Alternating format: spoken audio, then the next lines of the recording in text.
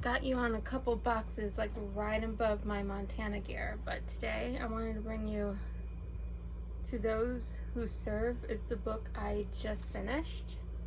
I'm a little farther away than I should be. And I took maybe like probably 2 to 3 days to finish this, but if you really were dedicated to finish it, probably won't really only take you 1 day. It's not heavy. Oh, hi buddy. It's not like heavy at all like the other ones that I was reading. A cop wrote it, and it's more, it opens up the way the back kind of sells it to you in the first couple chapters. It opens up as like to stop cussing in this I'm kind of holding Buddy back so he's not like all over me, to or to talk your co-workers in that to stop cussing on the job, and don't like have the same foul language as like the people that they're arresting pretty much. And pretty much this is a cop book, and this is about like how to stay Christian and how to keep the faith when you're on duty, and a bunch of advice and a bunch of different stories that a bunch of different cop stories are actually in this book. And there's like, I want to say 10 chapters in this book, buddy. There's like 10 chapters in this book. See, that's about the last chapter right there. To Those Who Serve, and then it talks about retirement and such in the back of the book. But however, it is still very relatable to anyone who isn't a cop, and could definitely still read this book and get something from it. And it's just advice like how, just pretty much how to stay Christian when you're still on the job and when everything is stressing you out and you're about ready to lose it. Just keep the faith. And and then going back to like being a cop, and he tells stories, and there's stories in here that's being told how, you know, in today's society of America, and I'm just gonna say it, the left-wing side of America, how pretty much they hate cops, and how everyone has like a video camera on their phone now, and it ends up on social media.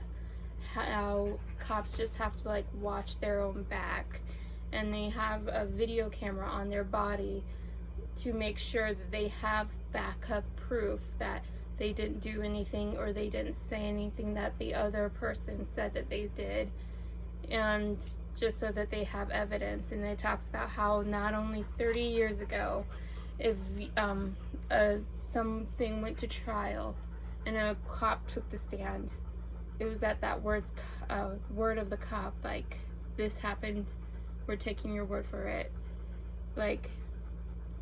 But now it's like they have to have proof, and they have to have their body cam, just basically just for their own protection, which is, I find just so sad that there are people out there that don't respect the people that serve us and protect us. Like, they talk about how they keep the oath that they do in the beginning of their career, and how it's important to keep it. And towards the end of the book, he talks about retirement, and he talks about like if you want to like go to fishing or go up to a cabin and whatnot, like that's your own prerogative, but he feels like you're never gonna be satisfied with life after being like a cop forever. Like, that's just not gonna satisfy you.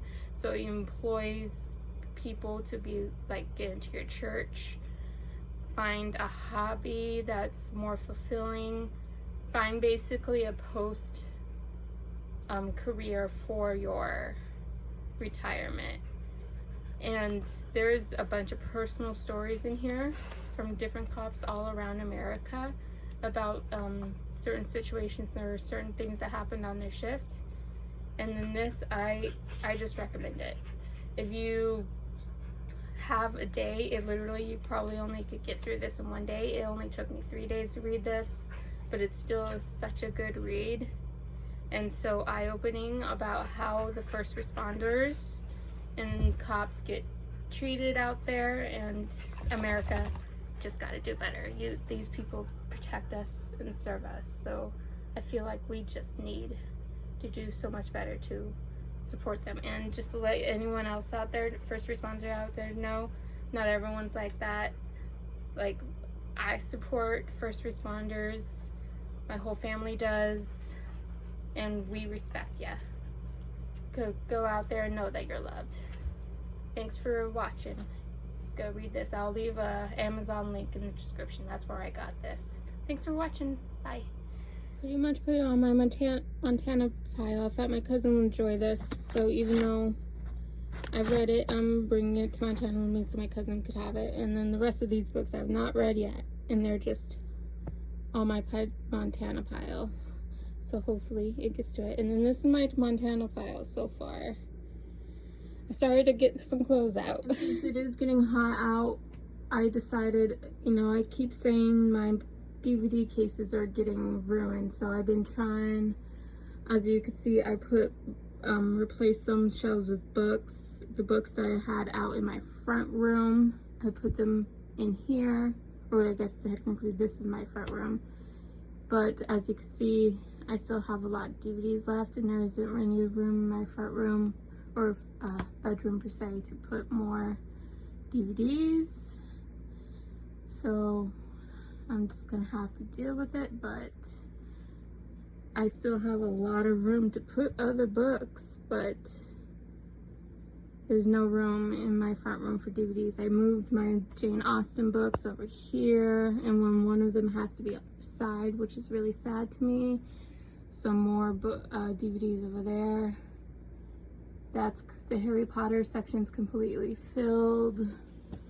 Still got some room up there, and I'm actually gonna put one of that Lion one is the one I just read, and I put it right next to my Ann Wilson one because it's from the same publishing house. That woman, A Woman Is No Man, that book is actually a Zoe Sugg recommendation, so I picked that up from Amazon. And as you can see, there's still some room there. I don't have anything else to put here per se, and then got a book in my Montana section that came here, and there was some room there now. So this is pretty much all books now. And then those are my Zoe Sugg books, her teenager books that she wrote when she was younger, and then her Magpie Society books. And then somewhere around here I got her Quarterly Invited books right next to Naomi Smart and then Jamie Oliver. And then I got a couple other books down here, some more English books. Rim to River, I got that at Barnes & Noble. That is an Arizona book. This guy walked. When I say walked, I mean he walked from the Utah border down to the Mexico border. I think that's just incredible. Like, I would never do it, but that's just incredible. And then a couple other books. That Chemistry, Lessons of Chemistry, that's another Zoe Sugg recommendation. And I caught a couple other vampire werewolf books, Queen Elizabeth book. And then this is the next book that I have on my reading radar.